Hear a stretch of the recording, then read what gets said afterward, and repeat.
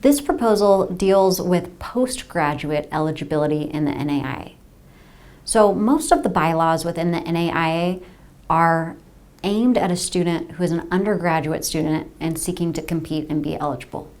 The default assumption is that a student loses eligibility once they complete their baccalaureate degree. As we know, and as the NAIA membership has addressed in its changing bylaws over the last handful of years, we've created more opportunities for students to compete while graduate students. So this default assumption that students lose eligibility upon graduation is no longer really accurate. And so our bylaws continuing to reflect that actually ends up being a bit confusing to understand how exactly do graduate students compete eligibly? What does that require and what does that look like? So portions of this proposal seek to reorganize and restructure the bylaws a bit to make this more clear, and also to change that wording about, so the default assumption is not so much that the student loses eligibility, but more so, how does the student gain eligibility as a graduate student? In addition to that structural and reorganization type of language and type of changes that you see in the bylaw proposal, there are some substantive changes as well that come from the sponsors in this proposal.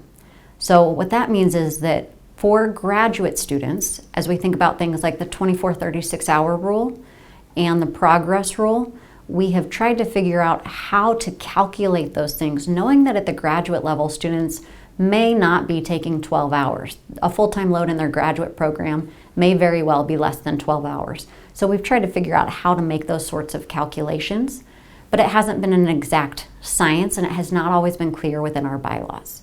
So under this proposal, the sponsors seek to provide a clear standard, but have also chosen to take the approach that for a graduate student to be eligible, they wouldn't be required to meet the 24-36-hour rule in a traditional way. Instead, they'd be required to maintain a full-time course load as dependent upon their graduate program and successfully complete that full-time course load each term.